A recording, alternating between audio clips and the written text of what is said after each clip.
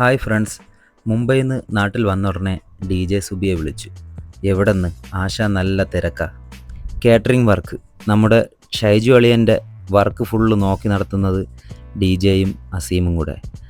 അങ്ങനെ അവർ വർക്കിനിറങ്ങിയപ്പോൾ എന്നെയും വിളിച്ച്, വാളിയ ഫ്രീ കിട്ടുന്ന സമയത്ത് നമുക്ക് വീഡിയോ എടുക്കാമെന്ന്. ഞാൻ കൂടുതലൊന്നും ആലോചിച്ചില്ല, ചാടി ഇറങ്ങി വണ്ടി കയറി. അങ്ങനെ അവർ പതിയെ വർക്കുകൾ തുടങ്ങി. ആദ്യമൊക്കെ ഞാൻ വലിയ മൈൻഡാക്കാതെ മാറിയിരുന്ന് മൊബൈലിൽ കളിച്ചു. വിളിച്ചു വരുത്തിയിട്ട് എങ്ങനെ പണി ചെയ്യാൻ പറയുമെന്ന് വിചാരിച്ചിട്ട് ഇടയ്ക്കിടയ്ക്ക് എന്നെ നോക്കിക്കൊണ്ട് അളിയന്മാർ പണി ചെയ്യാനും തുടങ്ങി. എന്തായാലും ചാടിയില്ലേ, ഇനി കുളിച്ച് കയറാമെന്ന് വിചാരിച്ചിട്ട് ഞാനും കളത്തിലിറങ്ങി. ഒരു അടിമക്കണ്ണനെ കിട്ടിയപ്പോൾ അളിയന്മാർക്ക് സന്തോഷമായി.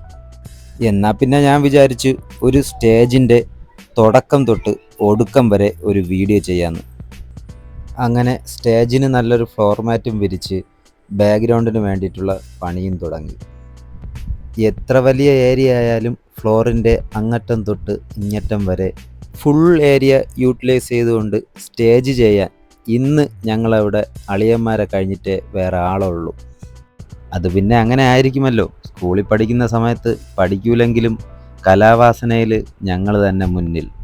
വടം വരയ്ക്കൽ, പാട്ടുപാടൽ, മിമിക്രി, മോണോ ആക്ട്, നാടകം, സ്കിറ്റ് തയ്യാറാക്കൽ, കോൽക്കളി, അറബന, ദഫ്മുട്ട്, ക്രിക്കറ്റ് കളി, ഫുട്ബോൾ കളി, അങ്ങനെ സ്കൂളിൽ അത്യാവശ്യത്തിന് എല്ലാ പരിപാടികളും നമ്മൾ കൈവച്ചിട്ടുണ്ട്.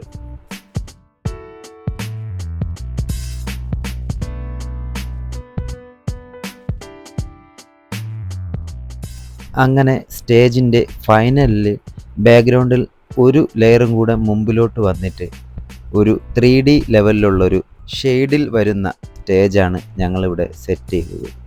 Blueberry events and caterings. കേരളത്തിൽ എവിടെയാണെങ്കിലും നിങ്ങൾ തരുന്ന മോഡലിൽ നിങ്ങളുടെ ബഡ്ജറ്റിൽ ഞങ്ങളുടെ ടീം ചെയ്തു തരുന്നതായിരിക്കും. സ്റ്റേജിൻ്റെ പണിയെല്ലാം ഒതുക്കി ഞങ്ങളങ്ങ് ഫുഡ് കഴിക്കാൻ കയറി.